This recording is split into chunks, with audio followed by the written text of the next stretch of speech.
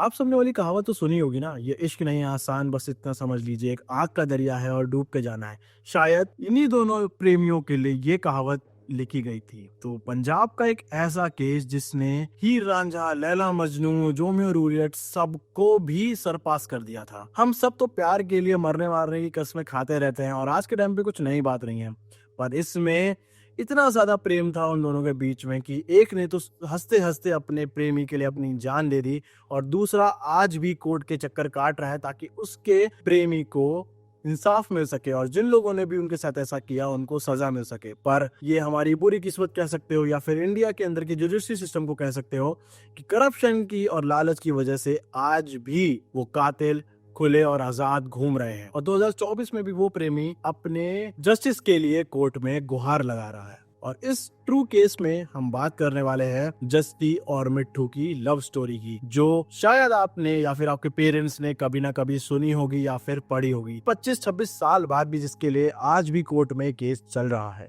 साल था 1994, महीना था नवंबर का। हल्की हल्की ठंडक बढ़ चुकी थी और पंजाब के अंदर लुधियाना शहर में जगरांव नाम का एक छोटा सा कस्बा था, जिसमें कमल चौक नाम की एक टेम्पू स्टैंड के पास एक लड़का अपने 3 दोस्तों के साथ टेम्पू का वेट कर रहा होता है। और तभी जब वो वेट करते हुए वहां पे आपस में बात हंसी ठोड़ी कर रहे होते हैं, वहां से उनको 3 महिलाएं आती हुई दिखती हैं, जिसमें से एक थोड़ी सी यंग थी और काफी सुंदर थी, जिसकी उम्र लगभग 18-19 साल होगी, और साथ में उसके 2 और औरतें थी जिनकी उम्र लगभग 45 से 50 साल के बीच होगी। और वो लड़की जब देखती है इसकी तरफ, इस लड़के की तरफ, तो आपस में स्माइल पास होती है और वो कहीं ना कहीं ऑस्ट्रक हो जाता है। उसको समझ नहीं आता कि इतनी सुंदर लड़की इस गांव में आखिरकार क्या कर रही है, और उसको देखने से लग रहा था कि वो इस गांव की तो शायद नहीं बल्कि इस देश की भी नहीं है। फिलहाल थोड़ी देर वो लोग आपस सड़क के इस पार और सड़क के उस पार वेट करते हैं और तभी वहां पे जुगाड़ आ जाता है। जुगाड़ in the sense old time पे वो जो टेम्पो होता है जिसमें जनरेटर लगा के चलाया जाता था, जिसमें अंदर कुछ लोग बैठते थे और बाहर भी लोग खड़े रहते थे। तो हुआ ऐसा कि वो और उसके दोस्तों को तो बाहर खड़ा कर दिया गया टेम्पू के, और वो लड़की और उसके साथ में जो 2 लोग थे, 2 महिलाएं थी, उनको टेम्पू वाले ने अंदर बैठा लिया। अब हुआ ऐसा कि टेम्पू तो चल गया उस जगह से, पर वो लड़की बार बार किसी ना किसी तरीके से घूम फिर के उस लड़के को देख रही होती थी कि देखो कैसे वो पीछे खड़ा हुआ है, और वो लड़का भी कहीं ना कहीं ऐसे आंख मचोल के उस लड़की को देखने की कोशिश कर रहा था। जितनी बार भी वो एक दूसरे को देखते, एक दूसरे को देख के हंसने लगते, मानो उस लड़के की तो जैसे भाग्य खुल गए हो कि इस गांव में एकदम सुंदर लड़की आई जो इस गांव की भी नहीं लग रही, इस देश की भी नहीं लग रही है, पर वो उसको देख रही है। और ऐसे ही वो अपने अपनी डेस्टिनेशन पे पहुंच जाते हैं। वो लड़का उतर जाता है और वो अपने गांव की तरफ उल्टी साइड जाता है, और वो लड़की अपने साथ आई हुई 2 औरतों के साथ ऑपोजिट डायरेक्शन में जाती है। पर थोड़ी दूर चलते ही चलते जैसे ही वो लड़का मुड़ के देखता है, वो लड़की भी उसको मुड़ के देखती है और दोनों के बीच में एकदम प्यारी सी स्माइल पास होती है, और मानो वो लड़का लव एट फर्स्ट साइट में पड़ जाता है। और वहां से वो कहानी इतनी ज्यादा टर्न ले लेती है कि आप सोच भी नहीं सकते हैं कि एक माँ, एक मामा, एक चाचा ऐसा कर सकते हैं अपने खुद की औलाद के साथ। तो कहानी में आगे बढ़ते हैं।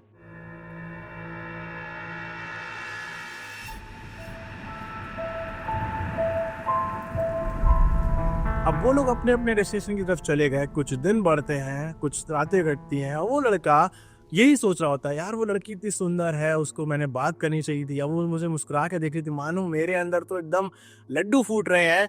और तभी वो देखता है कि वो काला गांव, जिस गांव में वो उतरे थे और वहां से वो लड़का अपने घर आया था, उसका घर का नाम, उसके गांव का नाम था काला गांव। तो काला गांव के बाहर एकदम से वो देखता है कि एक स्कूटर आ रही है, जो कि बहुत रेयर थी उस टाइम पे। एक स्कूटर आ रही है और वो अचानक से एक लड़की की जोर से आवाज आती है कि मदद करो, ऐसे करके एक लड़की की बाहर से आवाज आती है, और वो जो लड़का होता है वो दौड़ते हुए जाता है बाहर। और वो पहले तो ये देखता है कि ये तो वही लड़की है, पर उसको विश्वास नहीं होता अपनी आंखों देखी पे। तो वो एक बार फिर से अपने आंखें बदलता और देखता है कि अरे ये तो वही लड़की जिसको मैंने 3-4 दिन पहले उस ऑटो में देखा था, और वो तो किसी और के साथ थी, बट अभी वो यहाँ पे क्या कर रही है। पर वो ये भी देखता है, जब उसका ध्यान थोड़ा सा हटता है उस लड़की के ऊपर से, तब देखता है कि वो तो एक स्कूटर है और वो लड़की उसको खींच रही है, या स्कूटर में कुछ खराबी हो गई। तो वो तुरंत जाता है और काफी देर बाद मेहनत मशक्कत करके उस लड़की का स्कूटर सही कर देता है। और स्कूटर सही होने के बाद वो 4-5 दिन से उस लड़की के बारे में सोच रहा होता है। वही लड़की उसके सामने खड़ी होती है, और तब फाइनली वो हिचकिचाते हुए और शर्माते हुए अपना नाम उस लड़की को पहली बार बताता है कि उसका नाम है सुखविंदर सिंह सिद्धू, और प्यार से लोग उसे मिट्ठू बुलाते हैं। और वो आस पास के गाँव में ही वहाँ की टीम के लिए हॉकी खेलता है। और यही बात सुन के वो लड़की थोड़ी सी खुश हो जाती है और वो जाने लगती है कि थैंक यू सो मच, आपने मेरा स्कूटर ठीक किया। मुझे पता नहीं था कि मैं अकेले यहाँ पे इतनी दूर अपने घर से कैसे इसको ठीक करवाऊंगी, कोई मैकेनिक मिलेगा नहीं मिलेगा। और वो बोलते हुए थोड़ा आगे बढ़ जाती है और वहाँ पे स्कूटर जब वो थोड़ा आगे बढ़ाती है और वहीं पे रोक लेती है और पीछे मुड़ के उसको बुलाती है और वो तुरंत पागल होते हुए उसके पास पहुंचता है और तब वो अपनी प्यारी आवाज में उसको पहली बार अपना नाम बताती है कि उसका नाम है जसविंदर कौर सिद्धू और प्यार से उसे लोग जस्सी बुलाते हैं। और वैसे तो वो कनाडा में रहती है पर यहाँ पे अपनी नानी के घर आई हुई है, अपने मामा लोगों के साथ रह रही है, साथ में उसकी मम्मी भी आई हुई है और उसके साथ उसके घर में आंटी वगैरह और भी लोग रहते हैं। और यही सब बातें बातें होते होते वो मिट्टू को अपना नंबर दे देती है कि अच्छा ठीक है, ये मेरा नंबर है और पास के पीसीयू से तुम मुझे फोन कर सकते हो या फिर जब मेरे पास टाइम आएगा तो मैं तुम्हें फोन करूंगा। और उन दोनों के बीच में बातें होना शुरू हो जाती हैं और फिर अगले 2-3 दिन बाद वो लोग वापस से मिलते हैं और ये सिलसिला कॉन्टिन्यूसली स्टार्ट होने लगता है। पर एक दिन एक ऐसा समय आ जाता है जब जस्सी उसको बताती है कि अच्छा अब मेरा टिकट हो गया है, मुझे वापस जाना होगा। मैं हर साल ठंडकों में यहाँ आती थी और इस बार मुझे लकीली तुम मिल गए हो। और ये बात सुन के मानो मिट्टू बहुत ज्यादा उदास हो जाता है पर वो उसको वादा करती है कि वो हर साल यहाँ आएगी ठंडकों में और या तो अगर वो बाहर रहेगी तो उसको खत और फोन करती रहेगी जैसे उसको मौका मिलेगा। और इसी वादे के साथ 2 दिन बाद जस्सी इंडिया से कनाडा चली जाती है वापस अपने घर और वहाँ पे वो काफी ज्यादा रिच होते हैं तो उसको कोई प्रॉब्लम नहीं होती है इंडिया आने जाने में। बट उसी तरफ दूसरी साइड पे जो मिट्टू होता है वो एक फार्मर फैमिली से बिलोंग करता है और काफी ज्यादा अच्छे हालत नहीं थे उस समय फार्मिंग के, पर तब भी वो कैसे ना करके अपना गुजर बसर और वेल टू मेंटेन अपनी लाइफस्टाइल चला रहा होता है। तो ऐसे ही कुछ हफ्ते निकलते हैं, हफ्ते महीनों में निकल जाते हैं और पूरा एक साल निकल जाता है। 1994 के नवंबर से फिर से अगले 1995 की ठंडक आने लगती है और जैसे ही मिट्टू को ये पता चलता है कि फिर से जसविंदर आ रही है वो तुरंत खुश हो जाता है और वहाँ पे उन लोग फिर से मिलने लगते हैं। पर इस बार चीजें थोड़ी सी अलग थी। अब जैसे जैसे वो मिलने लगते हैं वैसे वैसे उनके बीच में प्यार बढ़ने लगता है और वो प्यार इतना ज्यादा बढ़ जाता है कि वो डिसाइड करते हैं कि अगली बार जब वो आएगी तो वो लोग शादी कर लेंगे या फिर अपने घर वालों को बता देंगे। पर जैसे कि वो प्लान करते हैं हमेशा की तरह जो भी आप प्लान करो वो उसका उल्टा ही हो जाता है। तो वो अपने घर पे बताने से पहले कोई ना कोई, क्योंकि भैया जो जस्सी के जो मामा थे वो गांव के सबसे बड़े जमींदार थे और उनके पास बहुत ज्यादा पैसा था, काफी पावरफुल और रुबाब वाले लोग थे। इस वजह से कोई ना कोई रिश्तेदार वाला उसके मामा सुरजीत बादशाह को उसके बारे में बता देते हैं। सुरजीत बादशाह उसके वो मामा थे जिसके साथ वो कनाडा में रहती थी और यहाँ पे उसके एक और मामा थे जिसका नाम मंजीत बादशाह, उसको बता देते हैं और उनके घर में थोड़ा सा डिस्प्यूट शुरू हो जाता है। और ये बात जानने के बाद ही वो तुरंत उसको अपने साथ कनाडा ले जाते हैं और एक तरफ जस्सी कनाडा जा रही होती है और वहीं दूसरी तरफ वो मिट्टू को धमकाते हैं कि देखो ये सब जो हो रहा है ये गलत है और ये तुम्हें बंद करना पड़ेगा वरना हमें दूसरे तरीके भी आते हैं। पर वो दोनों एक दूसरे से इतना ज्यादा प्यार में पड़ चुके थे कि वो इसको इग्नोर करते हैं और वो वापस से कनाडा पहुंच जाती है।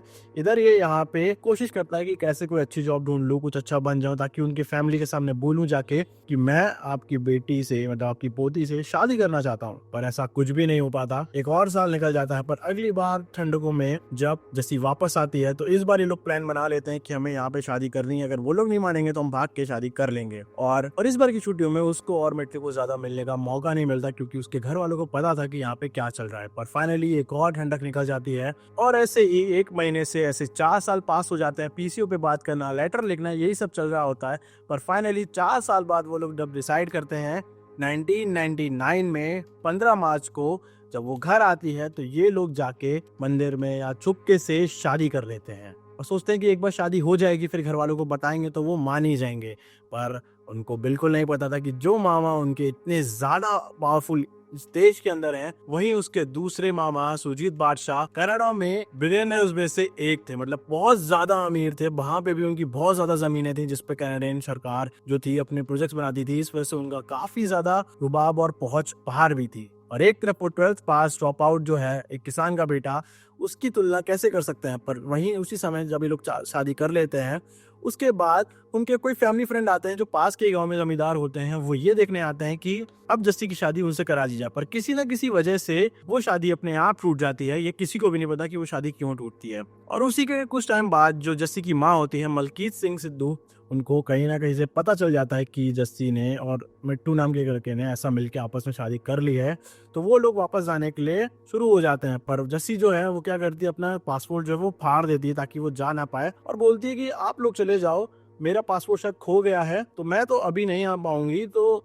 थोड़ा टाइम उसको और मिल जाता है यहाँ पे। तो उसकी बाकी फैमिली तो प्लान की तरह चली गई जैसे उनका टिकट हुआ था, पर क्योंकि इतने पावरफुल हैं कि वो 15 दिन के अंदर वापस उसका नया पासपोर्ट बनवा देते हैं, और 15 दिन बाद ना चाहते हुए भी जस्सी को वापस जाना पड़ता है। और वहां पे उसके मामा और जब उसकी मम्मी को ये पता चलता है तो वो कहते हैं कि बेटा जो तुमने ये किया वो बहुत ज्यादा गलत था, पर कोई बात नहीं, अब तुम यहाँ आ गई हो, कोई ऐसी दिक्कत नहीं है। और वहीं पे दूसरी तरफ उसके जो गाँव में जो मामा थे वो जाते हैं मिट्टू के पास और उसे कहते हैं कि देखो तुम जस्सी से दूर रहो, हम तुम्हें जहाँ तुम्हें जमीन चाहिए हम तुम्हें जमीन दे सकते हैं, 10-12 एकड़ जमीन दे देंगे, पैसे दे देंगे। पर वो मना कर देता है कि नहीं, मैं उससे प्यार करता हूँ, मुझे आपकी जमीन और घर बार का लालच नहीं चाहिए। वहीं दूसरी तरफ उसकी मम्मी और मामा कनाडा में उसको प्रॉपर्टीज, नए नए घर, कार्स वार्स और पैसों का लालच देते हैं, पर वो भी रिजेक्ट करती रहती है। और यहाँ तक कि मामला इतना ज्यादा बुरा हो जाता है कि उसके मामा और मम्मी उसको पीट देते हैं बहुत बुरी तरीके से, और बहुत बार उनकी लड़ाई होती है। पर वहां पे उसके जो फादर होते हैं जस्सी के,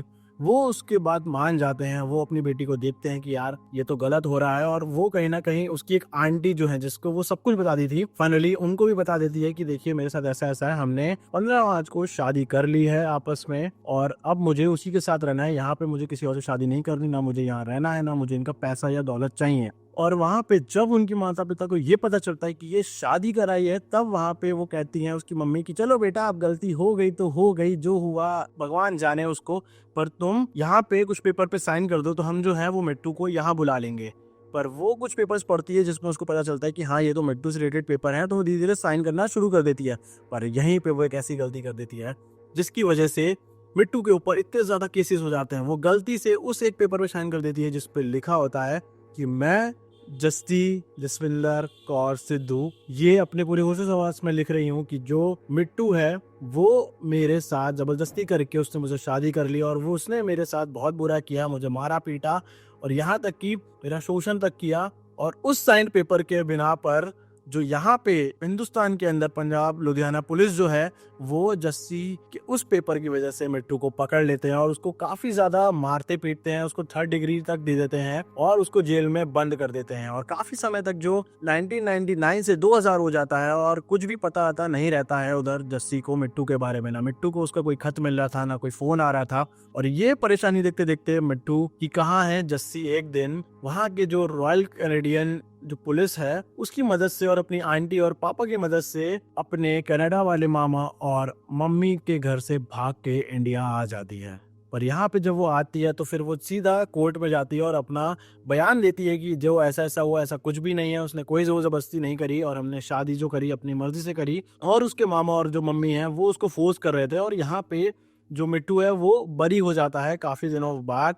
और वो लोग क्या करते हैं कि छुप जाते हैं सबसे, क्योंकि उनको पता था कि जो ऐसा कर सकता है वो और ज्यादा खराब भी कर सकता है। तो 2000 में जस्सी और मिट्टू हैं वो मिट्टू के रिश्तेदारों के यहाँ पास के एक गांव में एकदम अंडरकवर की तरह छुप जाते हैं ताकि किसी के बारे में किसी को भी ना पता चले। पर एक दिन क्योंकि उसके मामा इतने ज्यादा पहुंच वाले हैं तो वो कहीं ना कहीं से मिट्टू के किसी रिश्तेदार का नंबर निकाल लेते हैं। फिर वहां से एक फोन आता है जहाँ पे उसकी मम्मी बोलती है कि ए पुत्र क्या कितना सी, मतलब वो उसको पंजाबी में बोलती हैं जो मैं आपको हिंदी में बता रहा हूँ कि मेरे बेटे तुमने ये क्या कर दिया, तुमने हमारे पूरे परिवार का नाम खराब कर दिया है, ये इतनी बड़ी गलती इतनी बड़ी भूल, तुम्हारे परवरिश में क्या कमी रह गई थी। और चलो कोई बात नहीं, अब तुमने जो हुआ सो हुआ, भूल जाओ, हम भी भूल जाते हैं और तुम वापस आ जाओ, हम मान लेंगे कि कुछ हुआ ही नहीं। पर ये बात सुन के जो जस्सी है वो मानती नहीं है और नहीं जाती है। पर तभी एक और फोन आता है कुछ दिनों बाद और वो कहते हैं चलो अच्छा बेटा ठीक है, मैं और तुम्हारे मामा हम इंडिया आ रहे हैं और पहले हम तुम्हारी अच्छे से शादी करवाएंगे ताकि हमारे जो रिश्तेदार हैं और जो हमारे समाज में नाम है वो भी ना खराब हो, और उसके बाद तुम लोग आपस में अच्छे से रह लेना। और ये बात सुन के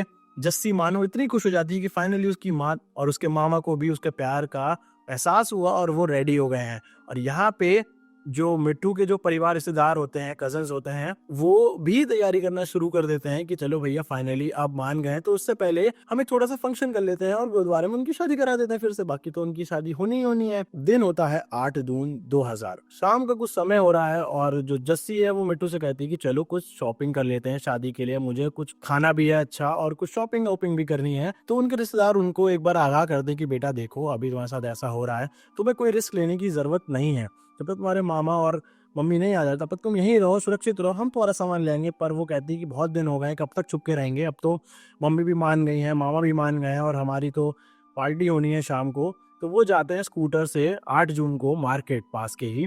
पर जैसा उनके रिश्तेदारों को लगा वैसा ही हुआ, काफी देर हो जाती है, जस्सी और मिट्टू का कोई अता पता नहीं चलता और पार्टी शुरू होने वाली होती है। पर उसी से पहले एक खबर आती है जिसको सुन के मानो पूरे गांव और उनके रिश्तेदारों के पैरों तले से जमीन खिसक जाती है। पता चलता है कि जस्सी और मिट्टू गायब हैं और उसी के थोड़ी देर बाद पता चलता है कि मिट्टू पास के ही एक गांव के नाले में पड़ा हुआ पाया गया, जिसको हॉस्पिटल लेके गए। उसके शरीर के काफी ज्यादा पार्ट्स में चोट लगी है, चाकू के निशान है, उसको पैर में उसका पैर टूटा हुआ है, हाथ टूटा हुआ है, किसी ने बहुत बुरी तरह मारा और अधमरा समझ के उसको नाले में फेंक दिया। पर जस्सी कहाँ है, जस्सी आखिरी बार कहाँ मिली थी, कहाँ गई, उसका कुछ भी अता पता नहीं होता। और वो लोग पास के ही पुलिस स्टेशन पहुंचते हैं, पर क्योंकि जस्सी एक फॉरेन टूरिस्ट थी, एक कनेडियन इमिग्रेंट थी यहाँ पे जो घूमने आई थी, इस वजह से पुलिस ने भी इसको इंटरनेशनल बॉर्डर्स की वजह से काफी सीरियस लिया और उसकी अच्छे से पूछताछ शुरू करी।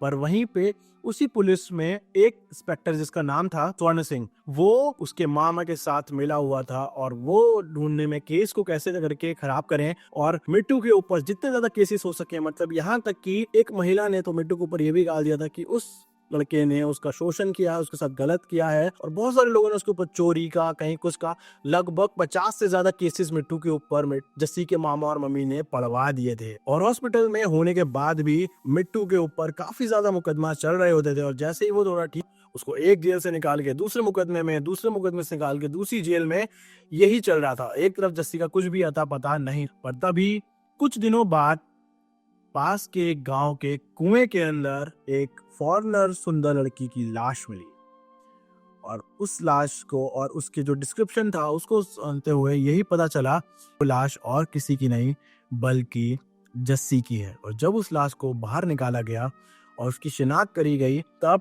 जो मिट्टू के परिवार वाले थे, उसके कजन्स थे जिन्होंने देख रखा था जस्सी को, वो तो मानते हैं कि ये लाश जस्सी की है बल्कि और किसी की नहीं है। पर वहीं पे जो जस्सी के माता और मामा थे वो यहाँ पे आके उसकी इन्वेस्टिगेशन में हाथ तो दूर बल्कि अपनी उस बॉडी को कंफर्म करने की भी मोहलत नहीं समझते हैं, वो नहीं आते हैं। और जब थोड़ी सी तहकीकात आगे पहुंचती है उस बॉडी को और फॉरेंसिक ले गया, तब पता चलता है कि जस्सी को इतना बुरी तरह से मारा गया है, उसके इंटरनल ऑर्गन्स तक को इतना डैमेज पहुंचा है, उसके ऊपर इतने सारे चाकू के और तलवारों के निशान है, उसके नाखूनों को तक तोड़ दिया गया है, उसके सर पे डंडा मारा गया, उसके रिब्स टूटे थे, उसके हाथ वहां टूटे थे। ये जब जानते हैं तो पूरे गांव की रूह कांप जाती है कि एक लड़की जिसका बस ये गुनाह था कि उसने एक फार्मर के बेटे से, अपने से कम पैसे वाले से प्यार किया और शादी कर ली, उसको किसी ने इतनी बुरी तरीके से मारा कि पहचान में ही ना आ पाई कि ये लड़की वही लड़की है जो हंसती खेलती हुई कुछ दिनों पहले हमारे साथ रह रही थी। और एक तरफ स्वर्ण सिंह जहाँ पे सबके ऊपर केस लगवाए जा रहे थे, उसके मलकीत सिंह की मम्मी, उसके मामा सुलजीत बादशाह और उसके गांव वाले मामा जो अजीत बादशाह थे, वो सब मिलके मिट्टू के ऊपर केस लगवाए जा रहे थे। और वहीं पे पंजाब पुलिस के जो अच्छे सिपाही थे, अच्छे इंस्पेक्टर थे, वो इंसाफ के लिए लड़ रहे थे। यहाँ तक कि उस टाइम पे वहाँ के डीएसपी और कई सारे पुलिस वालों का तबादला तक करवा दिया गया। पर कहते हैं ना कि कहीं ना कहीं रोशनी की एक छोटी सी लाइट भी अंधेरे में आपको रास्ता दिखा देती है। जहाँ पे मिट्टू के भाई तक को केसेस में डाल के अंदर डाला जा रहा था, वहीं पे जस्सी का जो केस था वो इन्वेस्टिगेशन में आगे बढ़ता गया, यहाँ तक कि वो केस बड़े बड़े लीडर्स तक पहुंच गया। और क्योंकि एक कैनेडियन सिटीजन के साथ ऐसा हुआ, इस वजह से सरकारें भी बहुत ज्यादा दबाव बना रही थी। और अब मैं आपको इस रिपोर्ट के हिसाब से बताता हूँ कि जो जस्सी की मदर थी उन्होंने बोला था मिट्टू को मारने के लिए, और साथ में उसके मामा ने वो मेन जो सुपारी किलर होता है जिसका नाम था अनिल वर्मा, उसको कॉन्ट्रैक्ट दिया था 3 लाख रुपए का कि वो मिट्टू को पकड़े और उसको जान से मार डाले, क्योंकि वो ऐसे समझने वाला नहीं था। और इसमें उसके मामा सुजीत बादशाह भी मिले हुए थे। अब जब उस अनिल वर्मा से पूछा जाता है तो वो बताते हैं कि हाँ, हमें 3 लाख मिले थे, हमने उसको मारा और हमें लगा कि वो मर गया, इसलिए हमने उसको नाले में फेंक दिया। और हमें ये कहा गया था कि जस्सी को वहां से उठा के एक उनके पास में ही गोडाउन था, वहां पे ले जाना है और वहां पे उसकी मम्मी उससे बात करेंगी और उसको जो भी होगा आगे की चीजें उसकी मम्मी बताएंगे, उसके मामा बताएंगे। तो वो पूछते हैं कि तुमने मारा क्यों। तब बताते हैं कि 11 पीपल ने 21 अक्टूबर 2005 में जब वो पकड़े गए उसमें से सांगरा कोर्ट में, तब वो बताते हैं कि हमने तो जस्सी को से पास रखा, उसकी मम्मी का फोन आया, उसकी मम्मी से बात करती है कि बेटा चलो, हमने जो तुमने गलती करी थी उसको सही कर दिया है, अब तुम चुपचाप यहाँ आ जाओ, हम मान लेंगे फिर से कि कुछ भी नहीं हुआ। पर जस्सी अपनी मम्मी से कहती है कि मैं तुमको पकड़वा दूंगी, अपने मामा को पकड़वा दूंगी, मैं पुलिस में जाके सब बता दूंगी तुमने कैसे उसको मारा, और ये जितने भी अनिल वर्मा उसके साथ के 12 लोग थे, मैं इन सबका नाम पुलिस में बता दूंगी और स्वर्ण सिंह तक का नाम भी पुलिस में बता दूंगी। फिर उसकी माँ का फोन कट जाता है, उसकी माँ फिर से अनिल वर्मा को फोन मिलाती है और कहती है तुम बात करो मुझसे, मैं बताती हूँ कि तुम्हें अब क्या करना है। वो बोलते हैं, उसकी माँ, खुद की माँ बोलती है कि जाओ इसको मारो पीटो, जो करना हो करो, बस इसको किसी तरह यहाँ लेके आओ, उसको समझाओ। पर वो लोग उसको मारते हैं, पीटते हैं, यहाँ तक कि चाकू और तलवारों से उसको मारते हैं, पर वो मिट्टू को भूलने का नाम नहीं लेती।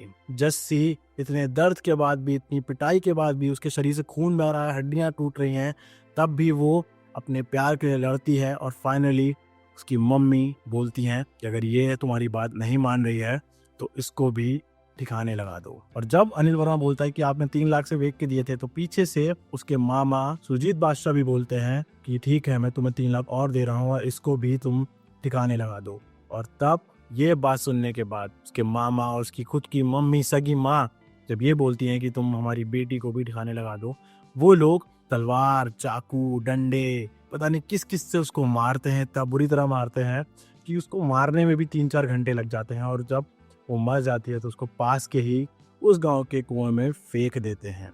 आप सोच सकते हो, मतलब इतना ज्यादा पैसे का रुबाब कि अपने खुद की ही संतान को एक माँ और उसके ही सगे मामा ने मरवा दिया 3 लाख रुपए के लिए। पर ये केस यहाँ खत्म नहीं होता। ईमानदार पुलिस की वजह से वो लोग पकड़े जाते हैं, पर यहाँ पे अब आप पैसे का वो देखो, 21 अक्टूबर 2005 को जो 11 लोग पकड़े जाते हैं वो सब कैसे ना कैसे करते हुए बरी हो जाते हैं। फाइनली इंस्पेक्टर, उसके मामा और जो किलर है अनिल वर्मा, उसको पकड़ा जाता है। 16 अप्रैल 2015 को दर्शन बादशाह को भी बरी कर दिया जाता है। अब बचे सिर्फ 2 लोग। अब देखो, मिट्टू यहाँ पे बेड रिडन होता है, उसके पास 7 केसेस चल रहे होते हैं, ड्रग केसेस चल रहे होते हैं, और उसके ऊपर प्रेशर होता है कि वो सारी चीजें मना कर दे, ठीक है। यहाँ तक कि उसके ऊपर लुधियाना कोर्ट सेंट्रल जेल में एक रेप केस भी उसके ऊपर लगा दिया जाता है। फिर देखो, अब जो उसके मामा और वो अनिल वर्मा अंदर होते हैं, उनको भी 4 साल बाद क्लीन मान लिया जाता है और उनको भी जेल से बरी कर दिया जाता है। पूरी फैमिली जो मिट्टू की थी उसको किसी ना किसी तरीके से केस में फंसा दिया जाता है। 2012 में उसके जो कजन है उसको भी वो लोग बोलते हैं कि भैया तुम 1 करोड़ रुपए ले लो, एक प्राइम लोकेशन में 14 एकड़ जमीन ले लो और वहां पे रहो। पर उसका जो कजन है वो भी नहीं मानता, तो उसके ऊपर भी केस चला रहे होते हैं लोग, ठीक है। उसके मामा और मम्मी को कनाडा से, अब देखो ये केस 2 जगह चल रहा है, क्योंकि कनाडा में भी चल रहा है और ये केस इंडिया में भी चल रहा है। तो मैं आपको बताता हूँ कि कनाडा में क्या क्या चल रहा था। मामा और मम्मी को जो कनाडा से इंडिया लाना था, और 6 जून 2012 में उनको अरेस्ट कर लिया जाता है। पर 2 साल बाद 9 मई 2014 को वो लोग अपील दायर कर देते हैं, जिसकी वजह से वहां पे उनकी जो अरेस्ट है वो रुक जाती है। 9 मई 2014 को ग्रेगरी फिट्ज जो होते हैं सुप्रीम कोर्ट ऑफ कनाडा के, वो उनके ऊपर कहते हैं कि आप इनको इंडिया ले जाओ। पर वो वहां से फिर से एक और अपील डाल देते हैं, जिसकी वजह से उनका फिर से इंडिया का लाना, डिपोर्ट होना रद्द हो जाता है। अब सोचो कितना ज्यादा पैसा है उनके पास, ठीक है। फिर 8 सितंबर 2017 को उसकी मम्मी और मामा को फाइनली इंडिया भेजने के लिए सारे कोर्ट्स कनाडा के और इंडिया के वो बोल देते हैं कि भैया तुम्हें लेके जाना है, अब तुम इनको लेके जाओ। तो यहाँ से 3 पंजाब पुलिस के जो इंडियन इंस्पेक्टर्स होते हैं, पुलिसमैन होते हैं, वो वहां जाते हैं उनको लेने के लिए। पर वो अगेन एक पिटिशन दायर कर देते हैं और 11 दिसंबर 2018 को बॉस्टन चर्चिल कोर्ट में अपील होता है और वो फाइनली 24 जनवरी 2019 को इंडिया लाए जाते हैं। अब 25 जनवरी 2019 को सीधा दिल्ली एयरपोर्ट से उनको अरेस्ट कर लिया जाता है और 4 दिन की रिमांड उनको मिलती है। कपूरथला जेल में उनको रखा जाता है। फिर उनकी जब कॉल डिटेल्स चेक होती हैं तो पता चलता है कि 266 टाइम पे उन्होंने, मतलब उसके मम्मी ने उन किडनैपर्स में, मतलब स्पेशली अनिल वर्मा से बात करी थी 266 बार। तो काफी ज्यादा प्रूफ होने के बाद भी 2022 में दोनों लोगों को फिर से फ्री कर दिया जाता है। वो केस अभी भी खुला चल रहा है। 26 दिसंबर 2020 को उनको बेल मिल जाती है। सुजीत बादशाह को भी 1 मार्च 2022 में बेल मिल जाती है। अब जो ट्रिब्यून इंडिया की रिपोर्ट के अकॉर्डिंग मिट्टू जो जेल में है, उसके भैया जेल में है, मोर देन 22 साल हो गए हैं। ठीक है, 22 साल। पैसे और इन सब के केसेस भी उसके ऊपर चल रहे हैं। यहाँ तक कि एक डीजीपी रैंक का जो ऑफिसर था ना, और वहां का जो एसएसपी संगेर सगनौर था, उन सबको भी पुलिस रिमांड में लिया जाता है और यहाँ तक कि उनको ब्लैंक चेक तक भेजा जाता है पुलिस वालों को, पर वो रिजेक्ट कर देते हैं। इस वजह से कहीं ना कहीं इतनी लीड मिलती है। आज 2024 की तारीख है, मंडे दिसंबर 2, जब मैं ये वीडियो बना रहा हूँ, और आज भी मिट्टू और उसकी फैमिली के ऊपर न जाने कितने सारे केसेस लगे हुए हैं। और उसके मामा सुजीत बादशाह और उसकी मम्मी मलकीत सिंह सिद्धू, अनिल वर्मा, ये सब पता नहीं कहाँ हैं, खुले घूम रहे हैं या क्या कर रहे हैं। और आज भी जस्सी को जस्टिस मिलना बाकी है। और मिट्टू आज भी अपना, जब भी उसको अपने खुद के केसेस से टाइम मिलता है, वो इस केस के लिए वापस से लड़ता है। और कहीं ना कहीं हम सब की ये कोशिश होनी चाहिए कि जस्सी को जो है वो जस्टिस मिले। ये सिर्फ एक केस नहीं था, एक प्यार की कहानी नहीं थी, बल्कि एक कहानी है कि कैसे अमीर लोग एक मिडिल क्लास या गरीब लोगों के ऊपर अपना दबाव बनाते हैं, और यहाँ तक कि पूरे कोर्ट सिस्टम को और जुडिशरी सिस्टम तक को अपने हिसाब से अदल बदल कर लेते हैं। तो अगर आप इस केस की इस वीडियो में यहाँ तक बने हो, अगर आपको ये नरेशन और ये केस और इस केस से रिलेटेड चीज़ें और ऐसी वीडियोस और चाहिए, तो प्लीज़ सब्सक्राइब करो मेरे इस चैनल को। हमारा एम है कि हम जल्दी से जल्दी 10,000 सब्सक्राइबर पूरे कर लें।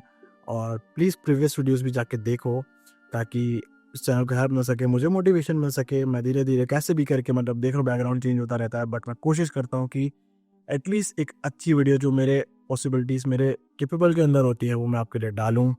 और बस अब आप देख ही सकते हो। Please support this channel. और क्या कहूँ आपसे, वीडियो को अच्छी लगी हो तो लाइक करो, शेयर करो, कमेंट करके ज़रूर जाओ, क्योंकि उससे मुझे अच्छा लगता है। और मैं कोशिश करूँगा कि हर दिन या फिर 2 दिन में एक वीडियो मैं आपके लिए प्रेजेंट कर सकूँ। तो स्टे सेफ, बी हैप्पी, और जहाँ रहो सेफ रहो। बाय। जय हिंद, जय भारत।